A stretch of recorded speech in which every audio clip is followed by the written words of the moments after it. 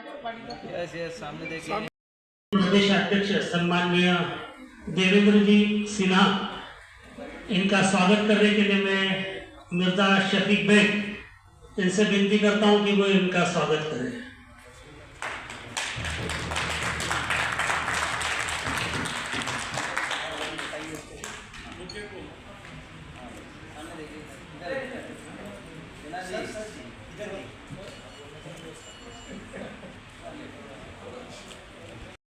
सम्माननीय मधु सिन्हा जी है, इनका जो हमारी बातों को सुनना चाहते हैं या मेरे संगठन के बारे में जानना चाहते हैं, इन सब बातों के पहले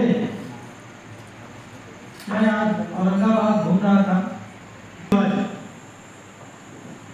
इसके बारे में मैंने पूछा तो मैंने सोचा कि अपनी स्पीच का आगाज भी जय मल्हार और जय शिवाजी के नाम से ही मराठवाड़ा की इस धरती पे औरंगाबाद में आए हुए सभी ऊर्जावान पत्रकार साथियों का सबसे पहले तो हम इंडियन जर्नलिस्ट एसोसिएशन राष्ट्रीय कमेटी मराठवाड़ा कमेटी की जानिब से आप सभी लोगों का इस्तेमाल करते हैं, जो आप सभी लोग अपने बहुत ही कीमती वक्त को यहाँ पे दिया। समय दिन का होना चाहिए, लेकिन इन लोगों ने चूज किया रात का, ये गलत था। मैंने कहा था, मैंने पहले भी कहा था इन लोगों से, कुछ चूक हुई, नए लोग हैं, ठीक है, सुधार होगा। हमारे अंसारी साहब ने भी कई बातें कही, पाटिल साहब ने भी बातें कही, लेकिन कुछ बातें मैं भी कहना चाहता हूं। जैसा कि पत्रकारों के बारे में और पत्रकारिता के बारे में हमारे कई साथियों ने अपनी बातों को बहुत गंभीरता से रखा, तो ये मैं कहने में कोई बुराई नहीं समझता हूं, क्योंकि हमको कुछ बातें समझ में आई, क्योंकि वो मराठी लैंग्वेज थी, कुछ बातें समझ में आई या कुछ बातें नहीं समझ में आई, लेकिन मैं अपनी भाषा में हिंदी में मैं तो बता रहा हूं कि पत्रकारों को देश का चौथा स्तंभ कहा जाता है, लेकिन यह बहुत ही विचारणीय प्रश्न है कि हम लोगों को कहने को चौथा स्तंभ कहा जाता है, लेकिन मूलभूत सुविधाओं से हम ही वंचित हैं। हम दूसरे की मूलभूत सुविधाओं को अपनी लेखनी के माध्यम से उजागर करते हैं, शासन और प्रशासन तक उनको मुद्दा बनाते हैं। सरकार की कार्य योजना तैयार करने में पत्रकारों की बहुत महत्वपूर्ण भूमिका होती है, लेकिन यह बहुत गंभीर विषय है कि सरकार आम जनमानस के बारे में तो सोचती है, कामगारों के बारे में सोचती है, गरीबों के बारे में सोचती है, लेकिन हम देश के चौथे स्तंभ पत्रकारों के बारे में नहीं सोचती है। ऐसा क्यों है? यह भी एक बड़ा विषय है।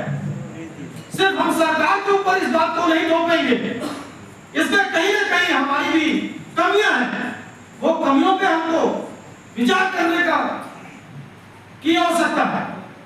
कैसे क्या कमियां हैं हमारे अंदर कि सरकार हमारी बातों को हमारी लेखनी के माध्यम से जो हम मुद्दे उठाते हैं आम जनमानस के, उस पर ध्यान देती है, लेकिन हम पत्रकारों को ही नहीं ध्यान देती है।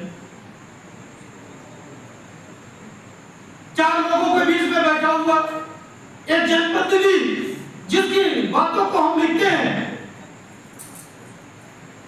और वो नेता बनता है, नेता से जनप्रतिनिधि बनता है, यानी खासदार आमदार आप लोग यहाँ कहते हैं जिसको, लेकिन जब वो खासदार आमदार बन जाता है तो वही व्यक्ति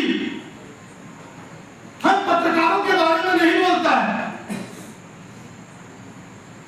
पत्रकारों की सुरक्षा की बात आती है तो सबसे पहले एकता की बात आने लगती है, अपने ही में बातें उठने लगती है, संगठनों की एकता की बात आने लगती है। भाई बात पत्रकारों की एकता, संगठन की एकता की क्यों हो रही है? ये तो सरकार का विषय है। हम चौथे स्तंभ है, हमको मूलभूत सुविधाएं क्या दिया है सरकार ने? रोक लगे 5 मिनट बाद। इसके साथ साथ समय बहुत ज्यादा है, हो चुका है, लेकिन मैं कुछ बातों को रखना चाहता हूं। पत्रकारों की मूलभूत सुविधाओं से पहले हमारा इंडियन जर्नलिस्ट एसोसिएशन भारत के 24 राज्यों में कार्य कर रहा है और लगातार पाटिल साहब ने कहा कि मराठवाड़ा और यहाँ की बात न करते हुए झारखंड की, मैं ये कहता हूँ कैसा मराठवाड़ा, कैसा यूपी और कैसा बिहार, हम भारतवर्षी पत्रकार हैं, तो केंद्र सरकार इस पर ध्यान दे। हम पत्रकारों के लिए पत्रकार सुरक्षा कानून बनाए, पत्रकार अधिनियम बनाए जिसमें विस्तृत गहन विचार विमर्श हो, उसमें पत्रकारों से भी विचार विमर्श करने के बाद उसमें क्या क्या चीजें होनी चाहिए, उनकी सुरक्षा को लेकर कौन कौन से मानक बनाए जाने चाहिए, इस मानकों के लिए ऐसा नहीं कि सरकार अपने से बैठ के डिसाइड कर ले। भाई हमारा मुद्दा है, हम पत्रकारों का मुद्दा है और हमको ही अलग क्यों किया जाएगा, मैं यही जानना चाहता हूँ। अभी कुछ साथी कहने लगे कि ट्रेनिंग की जरूरत है।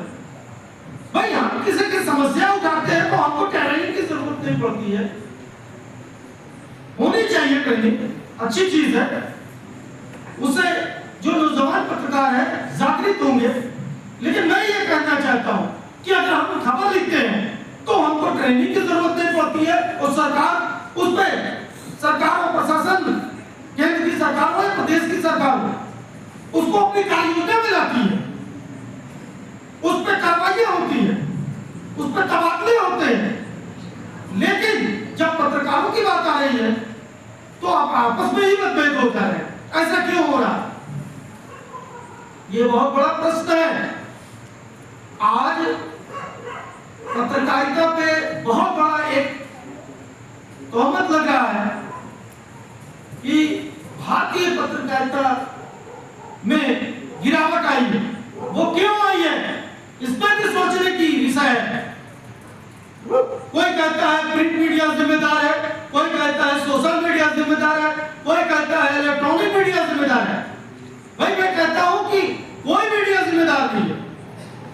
और रही बात प्रिंट मीडिया की, तो प्रिंट मीडिया तो हर जमाने में रहा है। कुछ लोग हैं, उनका तालियों के साथ स्वागत करेंगे।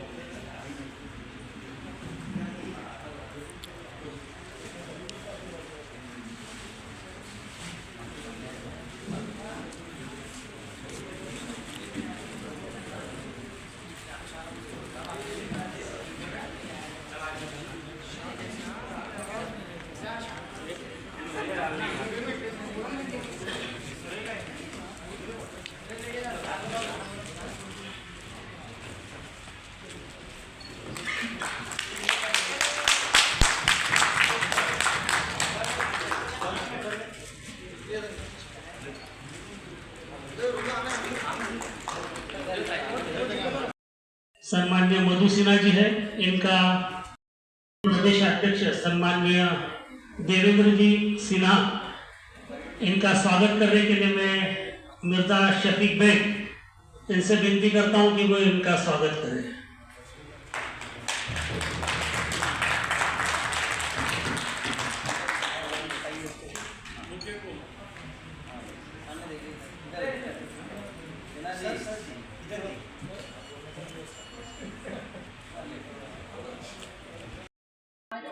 यस यस, सामने देखिए।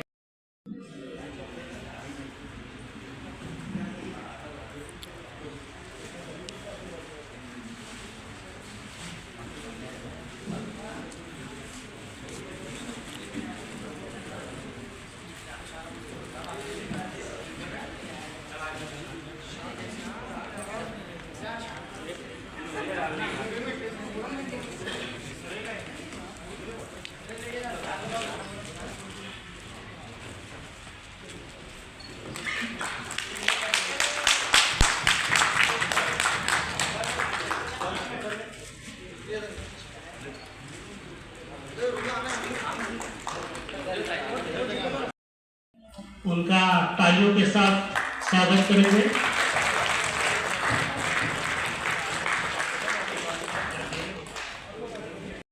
जो हमारी बातों को सुनना चाहते हैं या मेरे संगठन के बारे में जानना चाहते हैं, इन सब बातों के पहले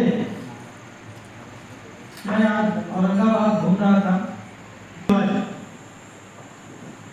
इसके बारे में मैंने पूछा तो मैंने सोचा कि अपनी स्पीच का आगाज भी जय मल्हार और जय शिवाजी के नाम से ही मराठवाड़ा की इस धरती पे औरंगाबाद में आए हुए सभी ऊर्जावान पत्रकार साथियों का सबसे पहले तो हम इंडियन जर्नलिस्ट एसोसिएशन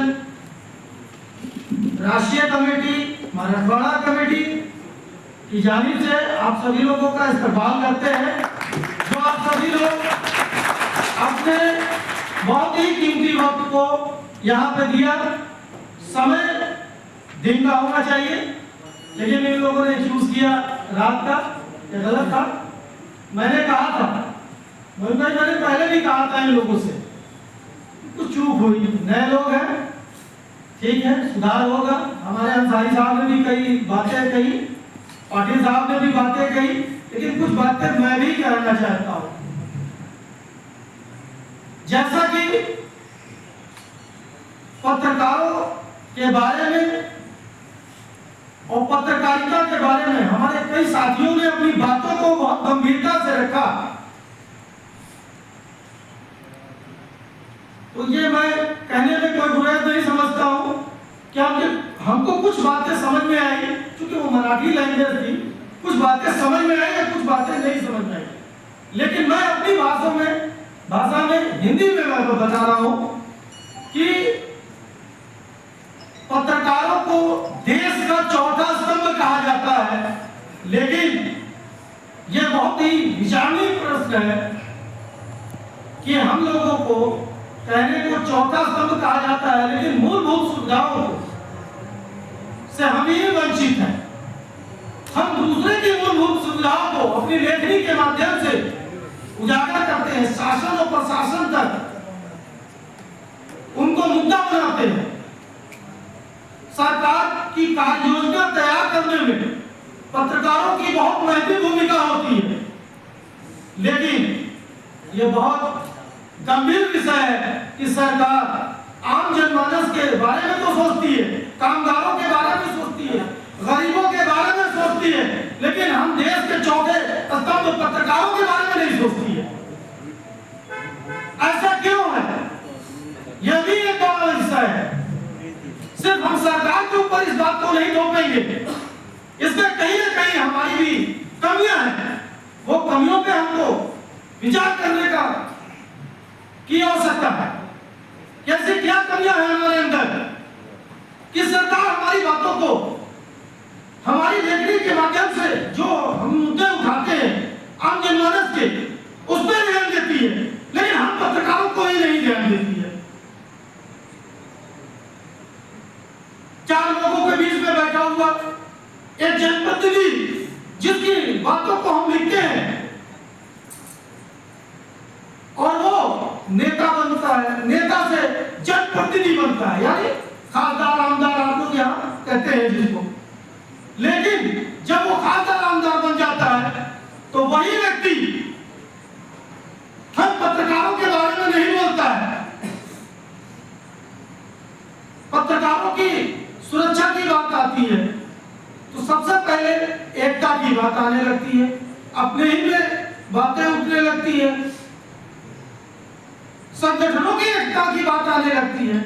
भाई बात पत्रकारों की एकता, संगठन की एकता की क्यों हो रही है? ये तो सरकार का विषय है।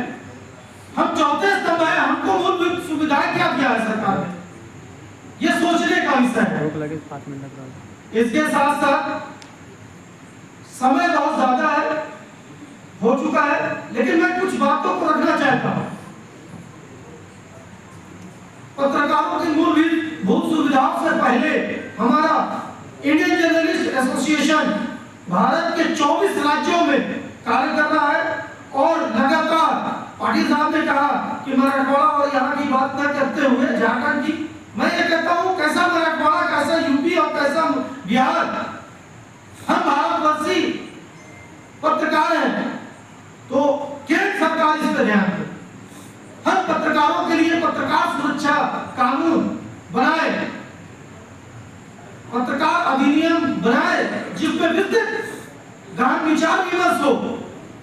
उसमें पत्रकारों से भी विचार विमर्श करने के बाद उसमें क्या क्या चीजें होनी चाहिए, उनकी सुरक्षा को लेकर कौन कौन से मानक बनाए जाने चाहिए। इस मानकों के लिए ऐसा नहीं कि सरकार अपने से बैठ के डिसाइड कर ले। भाई हमारा मुद्दा है, हम पत्रकारों का मुद्दा है और हमको ही अलग क्यों किया जाएगा। मैं यही जानना चाहता हूँ। अभी कुछ साथी कहने लगे कि ट्रेनिंग की जरूरत है। भाई हम किसी की समस्या उठाते हैं तो हमको ट्रेनिंग की जरूरत नहीं पड़ती है, होनी चाहिए ट्रेनिंग, अच्छी चीज है। उससे जो नौजवान पत्रकार है जागृत होंगे। लेकिन मैं ये कहना चाहता हूँ कि अगर हम खबर लिखते हैं तो हमको ट्रेनिंग की जरूरत नहीं पड़ती है और सरकार उस पर, सरकार और प्रशासन, केंद्र की सरकार हो या प्रदेश की सरकार हो, उसको अपनी कार्ययोजना में लाती है, उस पर कार्रवाइयां होती है, उस पर तबादले होते हैं।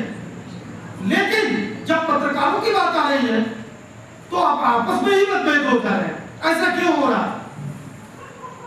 ये बहुत बड़ा प्रश्न है। आज पत्रकारिता पे बहुत बड़ा एक तोहमत लग रहा है कि भारतीय पत्रकारिता में गिरावट आई है। वो क्यों आई है, इस पर भी सोचने की विषय है। कोई कहता है प्रिंट मीडिया जिम्मेदार है, कोई कहता है सोशल मीडिया जिम्मेदार है, कोई कहता है इलेक्ट्रॉनिक मीडिया जिम्मेदार है। भाई मैं कहता हूं कि कोई मीडिया जिम्मेदार नहीं है। और रही बात प्रिंट मीडिया की, तो प्रिंट मीडिया तो हर जमाने में रहा है। कुछ लोग हैं